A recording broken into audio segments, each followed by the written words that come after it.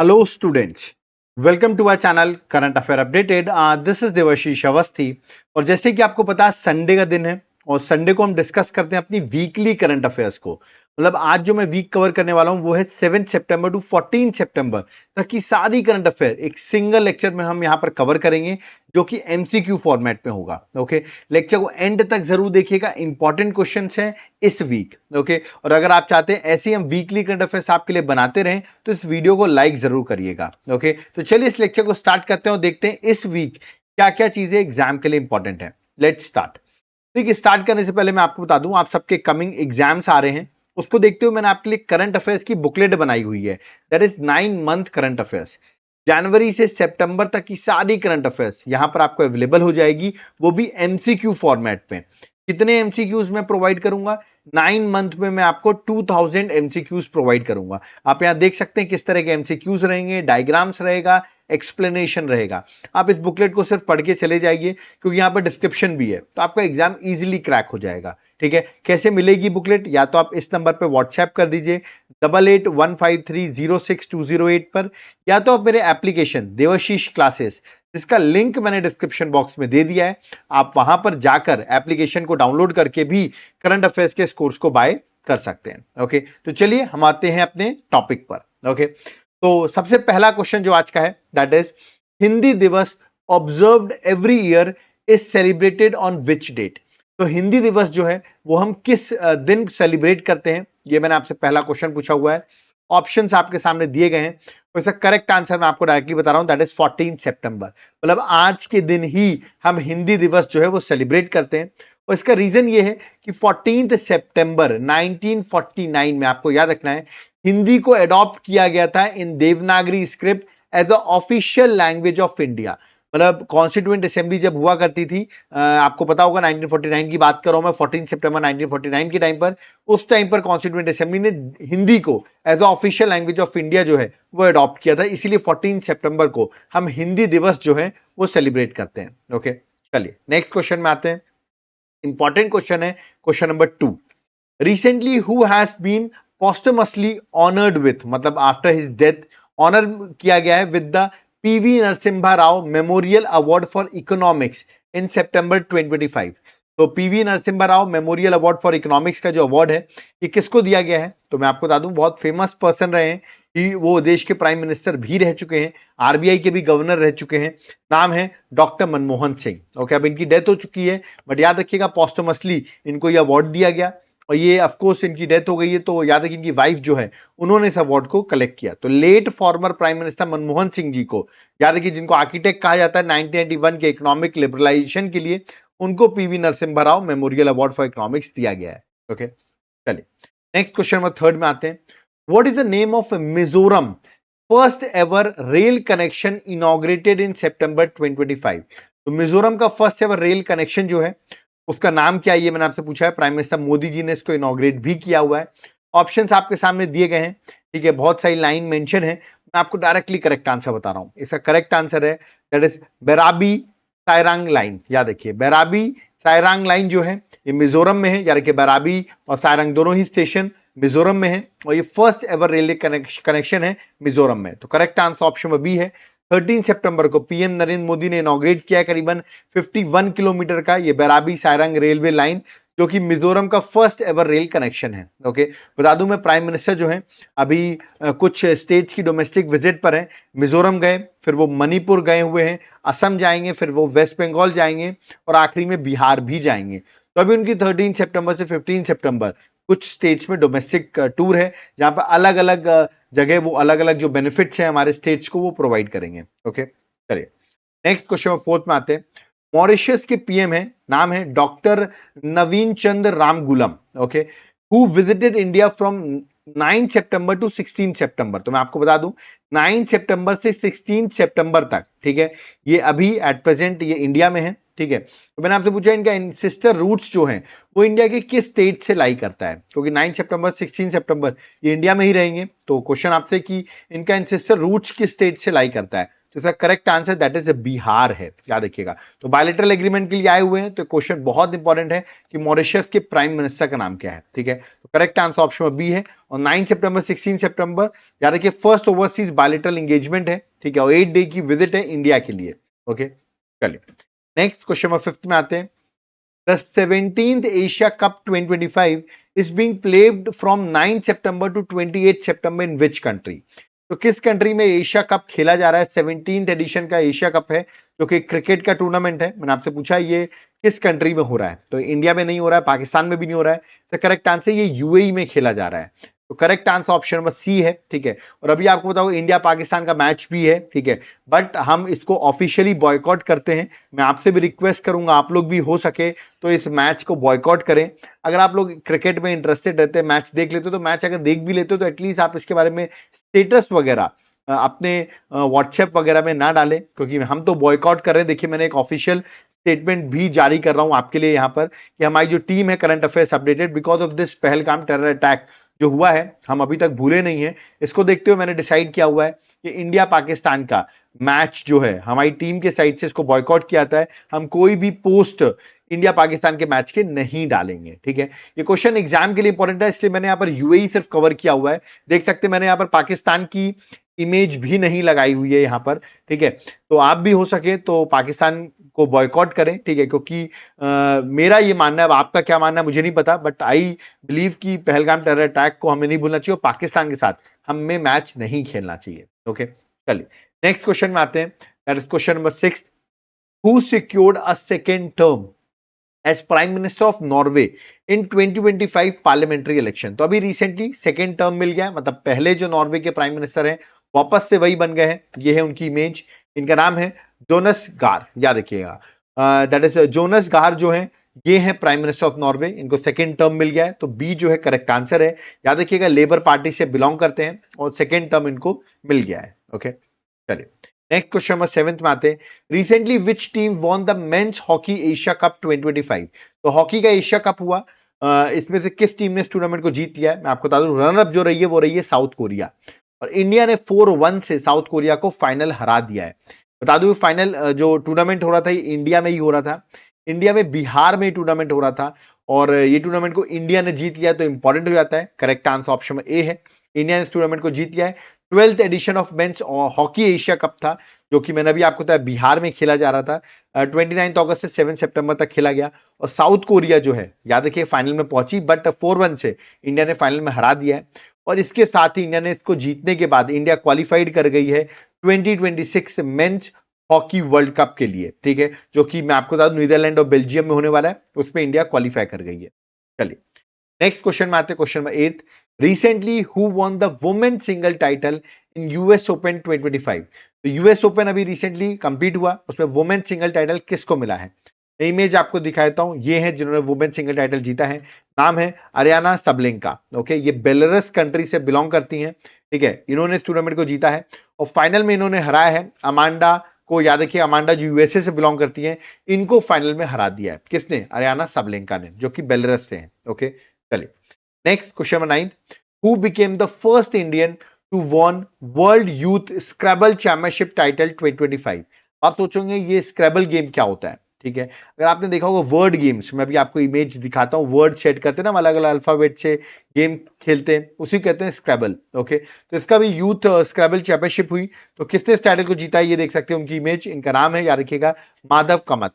याद रखिएगा माधव कमत जो है इन्होंने टूर्नामेंट को जीता है, तो सी आंसर है। देख सकते हैं वर्ड गेम्स। अब आई थिंक इमेज देखते ही आप पहचान गए होंगे गेम को, ठीक है। तो याद रखना है इसको, माधव गोपाल कमत जो है उन्होंने इस चैंपियनशिप को जीती है। ओके, फर्स्ट इंडियन है जिन्होंने जीती है, इसलिए एग्जाम के लिए इंपॉर्टेंट है। चलिए नेक्स्ट क्वेश्चन में 10th में आते हैं। Where was India's largest lithium ion battery manufacturing plant launched? तो इंडिया का largest lithium ion battery manufacturing plant जो है वो कहां पर लॉन्च किया गया है? ऑप्शंस आपके सामने दिए गए हैं। याद रखिए इसको लॉन्च किया गया हरियाणा में, हरियाणा में लॉन्च किया गया, नूह में इसको लॉन्च किया गया। तो करेक्ट आंसर ऑप्शन में डी है, हरियाणा नूह में इसको लॉन्च किया गया है, ठीक है। चलिए next question by 11th। Who is the author of the book Mother Mary comes to मी? तो Mother Mary comes to Me की ऑथर कौन है ये मैंने आपसे पूछा हुआ है, ठीक है। तो इनका नाम है दैट इज अरुंधति रॉय। तो याद रखिएगा सी जो है that is a correct answer. Arundhati Roy जो है बुकर प्राइज विनर भी रह चुकी हैं, ठीक है, the God of small things के लिए, ठीक है। और इनकी अभी रिसेंटली बुक आई है मदर मैरी कम्स टू मी, तो ये आपको याद रखना है, एग्जाम पर्सपेक्टिव से इंपॉर्टेंट है। डायरेक्टली पूछेगा mother Mary comes to me किसकी, कौन है ऑथर, तो अरुंधति रॉय है। ओके, चलिए नेक्स्ट आते हैं question number 12। Who has been appointed as a UK deputy prime minister. UK के प्राइम मिनिस्टर आप सबको पता होगा कीर स्टामर है, ठीक है, बट मैंने यहां पर यूके के डेप्यूटी प्राइम मिनिस्टर का नाम पूछा है। इमेज में आपको दिखा देता हूं, ये अपॉइंट हुए हैं, नाम है डेविड लेमी। तो ए जो है डेविड लेमी जो है वो अपॉइंट हुए हैं as a deputy prime minister तो of UK. Okay, prime minister कौन है, Keir Starmer. Okay, next question number 13। Who was appointed as Chief Justice of Bombay High Court on 4th September? तो अभी 4 सितंबर को बॉम्बे हाई कोर्ट में chief justice कौन appoint हुए हैं? डायरेक्ट क्वेश्चन मैंने आपसे पूछा अपॉइंटमेंट में, ये उनकी इमेज है, इनका नाम है जस्टिस श्री चंद्रशेखर। तो बी जो है वो करेक्ट आंसर है कि अभी चीफ जस्टिस अपॉइंट हुए हैं बॉम्बे हाई कोर्ट के। Okay, next question number 14। Recently who one men single title in US open 2025। तो मेन सिंगल टाइटल में यूएस ओपन 2025 में किसने जीता है, ये मैंने आपसे पूछा हुआ है। देखिए यहाँ पे जैनिक सिनर जो है वो फाइनल में पहुंचे बट फाइनल हार गए, और फाइनल जीत लिया किसने, कार्लोस अल्कराज ने, ये उनकी इमेज है। तो डी जो है that is a correct answer, इन्होंने इस टूर्नामेंट को जीत लिया है, ठीक है, जैनिक सिनर को इन्होंने फाइनल हरा दिया है, ठीक है। Next question number 15। Name of the Japanese prime minister who resigned in September 2025 after 11 month in office। 11 महीने ये ऑफिस में रहते हैं, अब इन्होंने रिजाइन कर दिया है, जापान के पीएम है। इनकी इमेज में आपको दिखाई देता हूं। अभी recently prime minister Modi Japan गए थे, वहां पर इनसे मुलाकात भी की थी, बट अब इन्होंने रिजाइन कर दिया। इनका नाम है दैट इज शिगेरू इशिबा। तो शिगेरू इशिबा जो है इन्होंने रिजाइन किया है, correct answer option number B है, ठीक है। तो ये एग्जाम पर्सपेक्टिव से आपको याद रखना है, ठीक है। और जापान की कैपिटल जो कैपिटल है वो है टोक्यो, और करेंसी क्या है, दैट इज येन। ओके, चलिए अब देखते हैं नए प्राइम मिनिस्टर भी अपॉइंट नहीं हुए, नए होंगे तो मैं आपको बताऊंगा जरूर। चलिए next question number 16। International literacy day 2025 is celebrated on which date.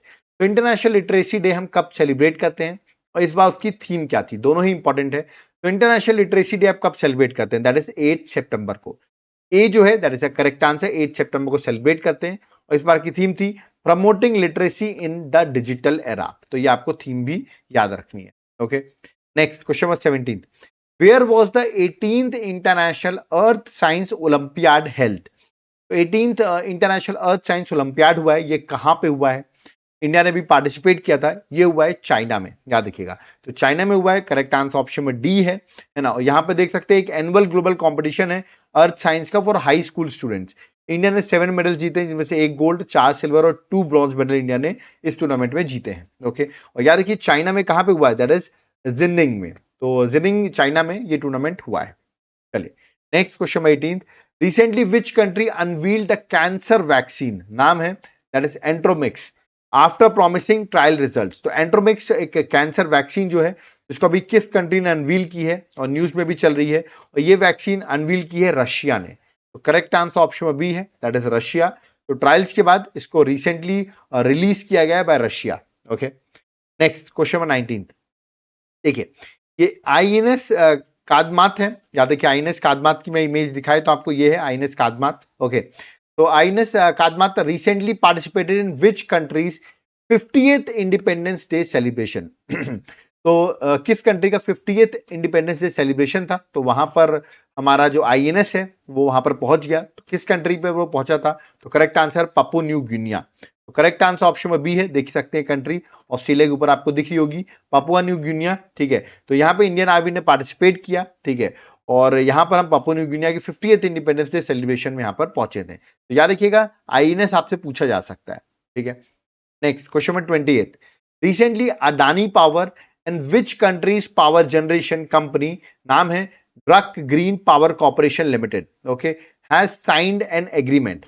तो अभी रिसेंटली अडानी पावर ने किस कंट्री की कंपनी के साथ साइन किया है ये एग्रीमेंट, ठीक है। तो कंट्री का नाम है, देख सकते हैं भूटान के पीएम आपको दिख रहे होंगे, करेक्ट आंसर है भूटान। तो भूटान के साथ अडानी पावर जो है वो वर्क कर रहा है, ठीक है।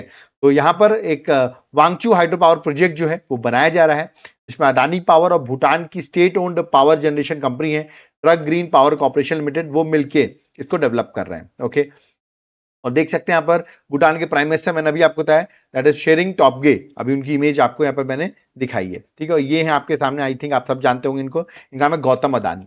Okay, next question number 21, which country will host the next G20 summit 2026? अब देखिए, अभी 2025 की भी G20 समिट अभी हुई नहीं है, बट मैं आपसे 2026 की G20 समिट पूछ रहा हूं कहां होने वाली है, तो वो होगी यूएसए में।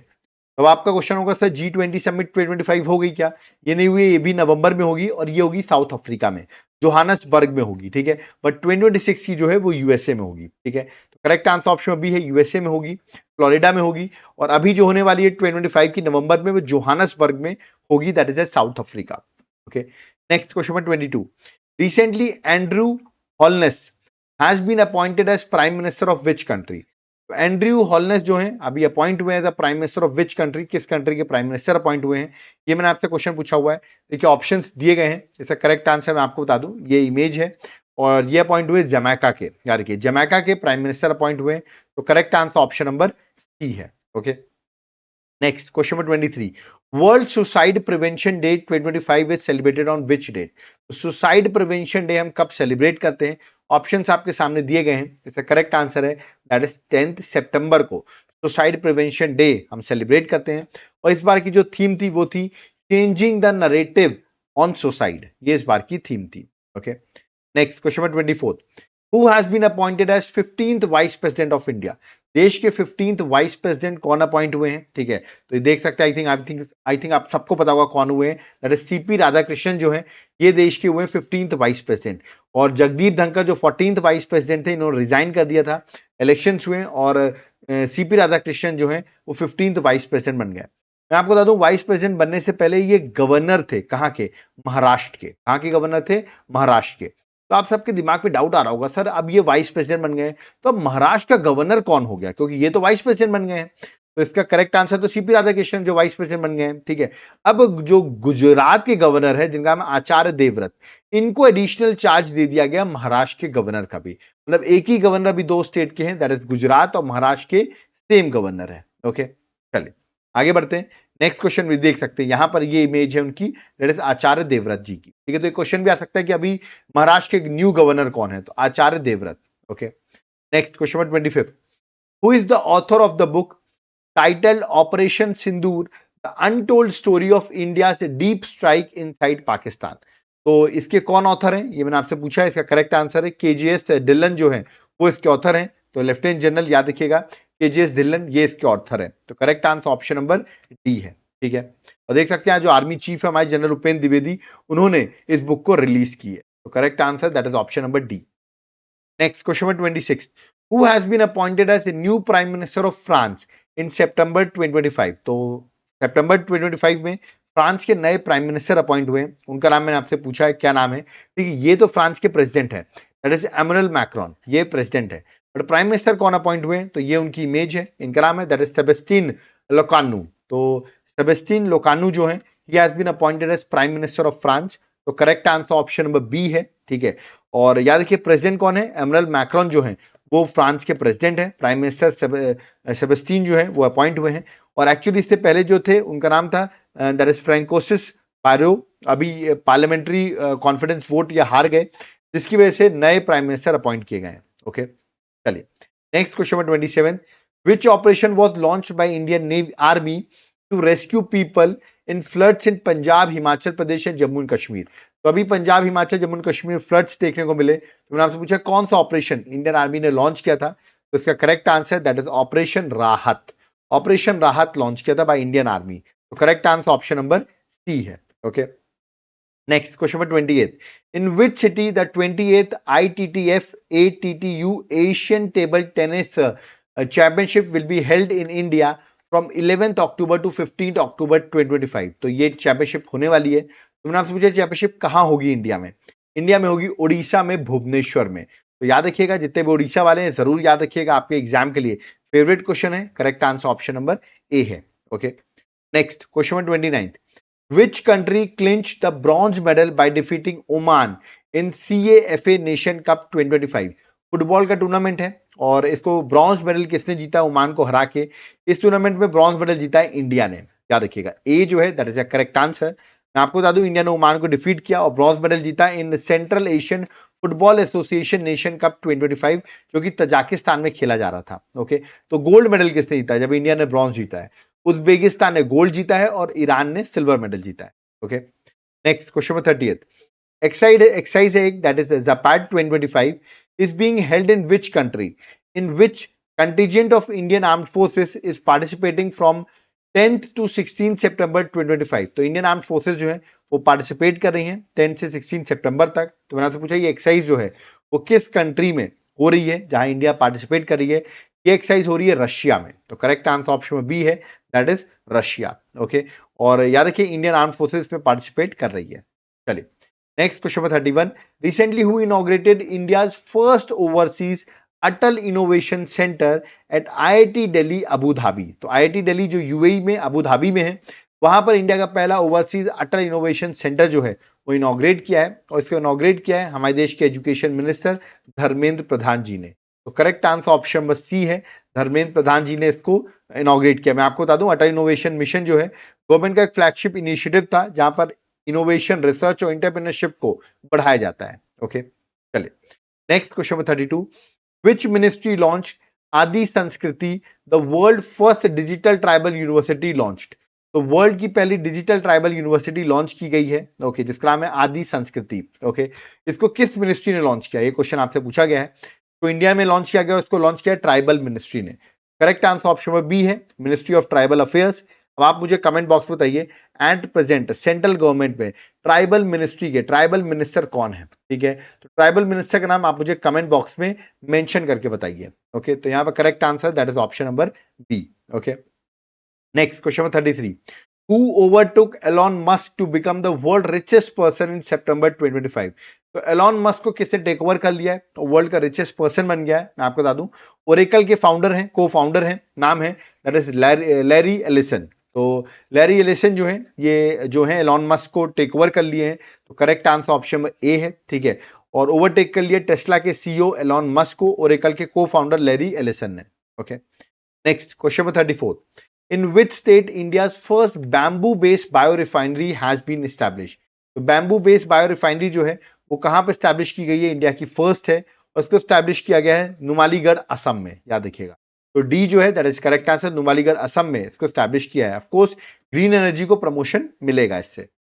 Next question number 35, which city topped the list of a million plus city population cities in स्वच्छ वायु सर्वेक्षण 2025?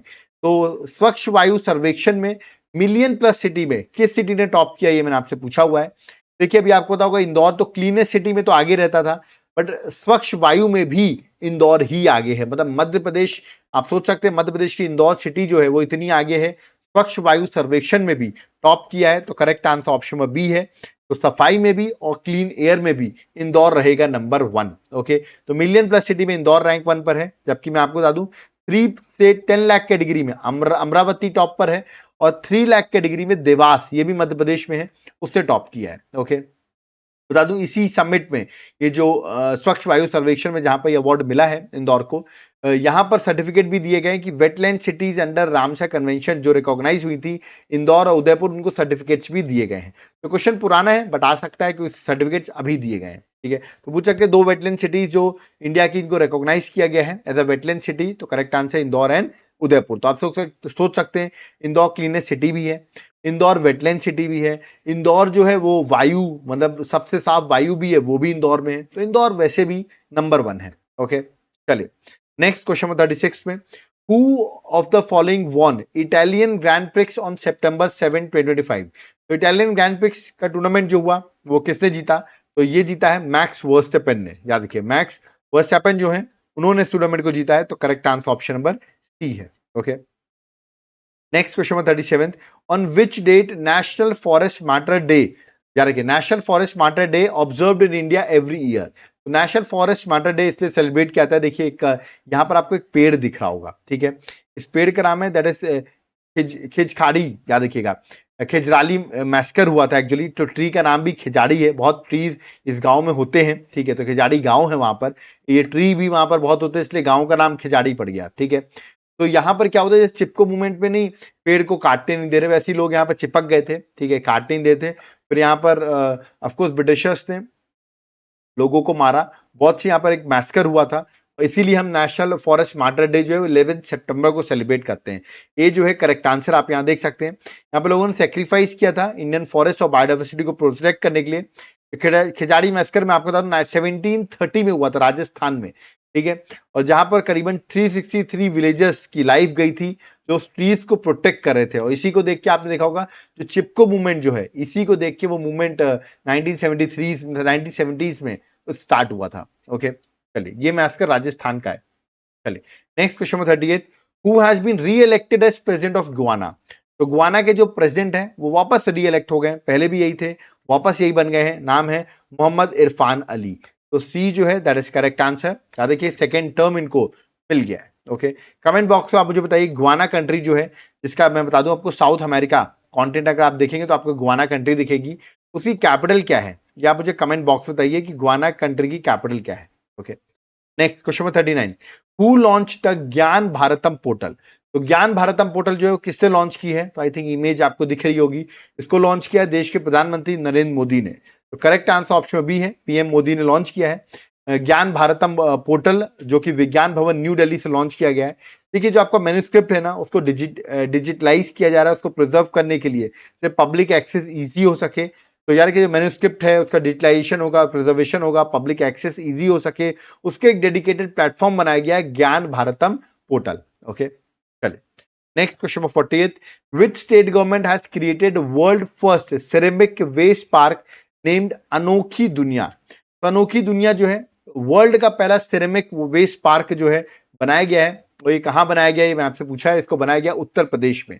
उत्तर प्रदेश के डिस्ट्रिक्ट, याद रखिए बुलंदशहर डिस्ट्रिक्ट में अनोखी दुनिया सिरेमिक वेस्ट पार्क जो बनाया गया, और ये पहला है, वर्ल्ड का पहला इंटायरली सिरेमिक वेस्ट पार्क बनाया गया है। Okay, next question number 41, in which state India first sunrise festival will be organize. तो इंडिया का पहला सनराइज फेस्टिवल जो है, मैंने आपसे पूछा कहाँ ऑर्गेनाइज हुआ है, ऑप्शंस आपके सामने हैं।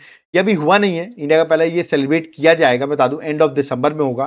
तो करेक्ट आंसर अरुणाचल प्रदेश है। देखिए मैं आपको डेट भी बता देता हूँ, 29 दिसंबर से 2 जनवरी में first ever sunrise festival Dong village में होगा, जो कि अरुणाचल प्रदेश में है। Okay, next question number 42, in which city armed forces combined commander conference 2025 will be held. मैं आपको बता दूं ये अभी प्राइम मिनिस्टर मोदी जो हैं वो पहुंचने वाले हैं कोलकाता, और कोलकाता में ही ये arm forces combined commander conference जो है वो होगी 15 सितंबर से लेके 17 सितंबर तक, ये कंबाइंड कमांडर कॉन्फ्रेंस होगी। Okay, next question number 43, in which cities first international campus of IIM Ahmedabad has been open. तो आईआईएम अहमदाबाद का पहला इंटरनेशनल कैंपस जो है वो कहां पे ओपन किया गया, वो ओपन किया गया यूएई में, दुबई में। तो करेक्ट आंसर ऑप्शन बी है, that is Dubai.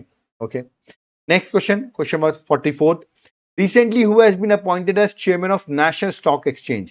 National stock exchange बता दूं मुंबई में है। ओके, तो मैंने आपसे पूछा इसका चेयरमैन कौन अपॉइंट हुए हैं, ये एक रिटायर्ड आईएएस ऑफिसर हैं, ठीक है, इनका नाम है दैट इज श्रीनिवास इंजिती। तो श्रीनिवास इंजिती जो है ये नेशनल स्टॉक एक्सचेंज जो कि मुंबई में है, एक इंडिया का लीडिंग स्टॉक एक्सचेंज है, जो कि 1992 में स्टैब्लिश हुआ था। इसके एक रिटायर्ड आईएएस ऑफिसर को इनका याद रखिएगा क्या अपॉइंट किया गया है, चेयरमैन अपॉइंट किया गया है। Okay, next question number 45, who became Nepal first women prime minister on सितंबर 12, 2025। तो नेपाल की पहली वुमेन प्राइम मिनिस्टर कौन अपॉइंट हो गई है, ये मैंने आपसे पूछा है, क्योंकि जो पहले इसके प्राइम मिनिस्टर थे आपको पता उन्होंने रिजाइन कर दिया केपी शर्मा ओली ने। तो अब जो नई बनी है ये है उनकी इमेज, इनका नाम है दैट इज सुशीला कार्की। तो सुशीला कार्की जो है वो याद रखिएगा, she has been appointed as Nepal first women prime minister. तो बी जो है that is the correct answer. और जो नेपाल के पीएम है केपी शर्मा ओली, ठीक है, उन्होंने रिजाइन कर दिया। जिस तरह जेनजी, याद रखिए जेनजी जो है उनका प्रोटेस्ट चल रहा था और उसकी वजह से करप्शन के अगेंस्ट प्रोटेस्ट चल रहा था, उन्होंने इसलिए उसको उन्होंने रिजाइन कर दिया, ठीक है। इवन वहां के जो प्रेसिडेंट है नेपाल के, उन्होंने भी रिजाइन कर दिया है। और अब जो नए अपॉइंट किया गया है प्राइम मिनिस्टर वो है सुशीला कार्की। ओके, और मैं जेनजी जो सोचे होंगे सर जेनजी प्रोटेस्ट है क्या, तो बता दूं जेनजी ऐसे युवा लोग हैं जिनका जन्म जनरली 1997 से 2012 के बीच में हुआ है। मतलब वो पहले जनरेशन है जिन्होंने लार्जली उन्होंने इंटरनेट को देखते हुए, मॉडर्न टेक्नोलॉजी, सोशल मीडिया को देखते हुए उनका जन्म हुआ है। और अगर आप उनका यूट्यूब बंद कर दोगे, सोचो नेपाल में वैसे भी आपको पता है कोई इतनी फैक्ट्रीज नहीं है, कोई काम नहीं है, ठीक है, और वो लोग अपना यूट्यूब वगैरह, ट्विटर, इंस्टाग्राम, इन सब से इनकम अर्न करते हैं, ठीक है, और आप वो इनका बंद कर दोगे तो गुस्सा तो होंगे ही। तो यहाँ पर ऐसे ही कुछ हुआ कि इन्होंने वहां के सोशल मीडिया उनके बंद कर दिए, जिसके से इन्होंने रिवोल्ट कर दिया कि उन्होंने सोशल मीडिया बंद कर दिया, और जिसकी वजह से आपसे सोच सकते हैं उन्होंने सरकार तक हटा दी। और अब आप सोचेंगे सर सोशल मीडिया बंद करने से सिर्फ क्यों हटा दिया? देखिए ये तो एक क्रक्स रीजन था। वैसे बहुत ज्यादा करप्शन जो है वो नेपाल की गवर्नमेंट में देखा जा रहा था। और मैं बता दूं खास बात, तो आप रीजन में बताऊं ना आपको, तो नेपाल जो प्रोटेस्ट पता है उन्होंने किया इन सबको देख नेपो किड्स की वजह से। मतलब आप यहाँ पर देखिए वहां के जो नेपाल के पॉलिटिशियंस हैं उनके बच्चे आप देखिए मस्त महंगे महंगी चीजें ले रहे हैं, एकदम हाई फाई पर्सेज, अपनी लग्जीरियस लाइफ जो है वो शो कर रहे हैं, ठीक है। और यहाँ पर जो नेपाल के लोग हैं बेचारे उनके पास कोई इनकम का सोर्स नहीं है, और जो थोड़ा बहुत सोर्स है सोशल मीडिया के थ्रू वो भी वहां के लोग बंद किए दे रहे हैं। तो ये लोग जो है ना इन्होंने इतना जला दिया उनको, बेचारे इतने परेशान हो गए कि यार देखो नेपो किड्स इतना वेल्दी लाइफ जी रहे हैं, ठीक है। और ये भी बहुत बड़ा रीजन बना कि जेनजी का जो प्रोटेस्ट इतना ज्यादा हुआ, फाइनली गवर्नमेंट भी गिर गई। इसलिए आप देखा होगा सारे पॉलिटिशियंस के घर जला दिए गए, ठीक है। तो ये था प्रोटेस्ट, ठीक है, जो मैंने आपको एक बेसिक रीजन बताया जो नेपो किड्स की वजह से हुआ है, ठीक है। तो यहां पर आज के हमारे जो 45 क्वेश्चंस थे आज के लेक्चर के, दैट इज टुडे, इस वीक के करंट अफेयर्स के, सारे मैंने यहां पर कवर कर दिए हैं। जाते जाते मैं आपको एक बुकलेट देके जा रहा हूं, क्योंकि मैंने देखा बहुत सारे एग्जाम्स लाइनअप हैं, और आपके एग्जाम में लास्ट 8 मंथ की करंट अफेयर्स पूछी जाएगी, ठीक है। मतलब जनवरी से अगस्त तक की करंट अफेयर्स आपसे पूछेंगे, लास्ट 8 मंथ की, ठीक है। और ये टॉपिक वाइज आपको पढ़ना आसान होगा, जैसे कि नेशनल न्यूज अलग, इंटरनेशनल अलग, इवेंट सबमिट्स अलग, अपॉइंटमेंट, स्पोर्ट्स, रैंकिंग। तो 17 पॉइंट से मैंने पूरी बुकलेट बना दी है, और बहुत आसान बुकलेट है, सिर्फ 110 पेजेस की अप्रोक्सीमेटली बुकलेट आप देख सकते हैं। कुछ यहाँ पर पॉइंट फ्रेम में मैंने मेंशन भी कर रखा है, और आपके लिए बहुत हेल्पफुल होगी। कैसे ले सकते हैं इस बुकलेट को? आपको इजीली रिवीजन करने में हेल्प होगी। ये नीचे आपको मेरा व्हाट्सएप नंबर दिख रहा है 8815306208, इस पर आप व्हाट्सएप करिए, हम आपको इसकी डिटेल्स दे देंगे कैसे आप बाय कर सकते हैं, ठीक है। और अगर आप एप्लीकेशन से बाय करना चाहते हैं तो लिंक मैंने डिस्क्रिप्शन बॉक्स में दे दिया, आप एप्लीकेशन को डाउनलोड करिए। मेरे एप्लीकेशन का नाम है Devashish classes, link description box में, वहां से जाकर भी आप याद रखिएगा करंट अफेयर्स के कोर्स को बाय करके इसको बाय कर सकते हैं, बुकलेट को, ओके। अब आप लोग कह रहे होंगे सर हमारे एग्जाम में पॉलिटी के भी क्वेश्चंस आ रहे हैं, ज्योग्राफी के क्वेश्चंस आ रहे हैं, हिस्ट्री के भी आ रहे हैं, इकोनॉमिक्स भी आ रहा है, इन सब का क्या करें, एनवायरमेंट आ रहा है, साइंस आ रहा है। इसलिए मैंने आपके लिए सब्जेक्ट वाइज भी मैं आपको एमसीक्यू सीरीज हर सब्जेक्ट की प्रोवाइड कर दूंगा। जैसे पॉलिटी के, और हर कितने एमसीक्यूज दूंगा, हर सब्जेक्ट के 1000 एमसीक्यूज दूंगा। देखिए यहाँ पर सैंपल दिया, पॉलिटी का सैंपल दिया हुआ है, हिस्ट्री का सैंपल दिया हुआ है, एक्सप्लेनेशन भी रहेंगे, डायग्राम्स भी रहेंगे। तो इजी रहेगा आपके लिए इस बुकलेट को पढ़ना, तो आपका जीएस भी कंप्लीट हो जाएगा और आपका करंट अफेयर्स भी कवर हो जाएगा। कैसे मिलेगा? सेम, या तो आप व्हाट्सएप करिए, या तो आप मेरे एप्लीकेशन देवाशीष क्लासेस को डाउनलोड करिए, और एप्लीकेशन डाउनलोड करिए। अगर आपको करंट अफेयर्स भी चाहिए, आपको एमसीक्यूज भी चाहिए हर सब्जेक्ट की, और आपको स्टैटिक जीके भी चाहिए, तो इन तीनों का एक कंबाइन ऑफर मैं आपके लिए बना रहा हूं, जिससे मैं कह रहा हूं कॉम्बो ऑफर। ये आप जाकर बाय कर सकते हैं। आपको मेरा एप्लीकेशन डाउनलोड करना पड़ेगा देवाशीष क्लासेस, वहां पर एक कॉम्बो ऑफर मिलेगा। ये कूपन कोड भी आप लगा सकते हैं 1,000,040 का, तो 40% आपको ऑफ भी मिल जाएगा, ठीक है। लेट मत करिए, तुरंत जाके इस कोर्स को बाय करिए, आपके एग्जाम के लिए बहुत ज्यादा इंपॉर्टेंट है, ठीक है। और एक बात और बता दूं, अगर जिसको कोर्स नहीं लेना है, उसको सिर्फ पीडीएफ चाहिए पूरे कोर्स की, तो ये मेरा नीचे व्हाट्सएप नंबर दिया हुआ है 8815306208, इस पर आप व्हाट्सएप करके भी डिटेल्स ले सकते हैं, ओके। तो यहां पर हमारा लेक्चर होता है कंप्लीट। आई होप आपको आज का लेक्चर पसंद आया होगा, जहां मैं टू द पॉइंट डिस्कस करता हूं। देखिए मैं इधर उधर की बातें ज्यादा डिस्कस नहीं करता हूं, क्योंकि मेरा एजेंडा रहता है आपका क्वेश्चन एग्जाम में आए, डायरेक्टली क्वेश्चन सही कर पाओ, ठीक है। तो इसीलिए मेरा लेक्चर टू द पॉइंट रहता है, और जो लोग टू द पॉइंट पढ़ना चाहते हैं, कम टाइम पे ज्यादा पढ़ना चाहते हैं, उनको लेक्चर पसंद आता है। तो वीडियो को लाइक जरूर करिएगा, जिसपे हम और भी ऐसे लेक्चर्स आपके लिए बनाएं। वीडियो को जितना हो सके अपने फ्रेंड्स के साथ शेयर करिए, ओके, जिसपे हमें व्यूज मिले और हम आपके लिए और भी ऐसे इनिशिएटिव्स लेते रहें। चैनल को सब्सक्राइब कर लेना, अगर सब्सक्राइब नहीं किया हुआ है, आप एक बार हमारे चैनल को विजिट करो। आप देखो वहां पर आपको डेली, वीकली सारी जीएस की क्लासेस, स्टैटिक जी के सब कुछ मिलेगा, और एग्जाम के लिए बहुत हेल्पफुल भी रहेगा आपके लिए चैनल। याद रखिए, जिनको नोट्स लेना है व्हाट्सएप नंबर दे रखा है, व्हाट्सएप करके आप नोट्स को बाय कर सकते हो। और एप्लीकेशन से बाय करना है तो एप्लीकेशन का नाम है देवाशीष क्लासेस, ओके। तो अब यहां पर मुझे चलना होगा, सो थैंक यू एवरीवन। जय हिंद, जय भारत, जय जगन्नाथ।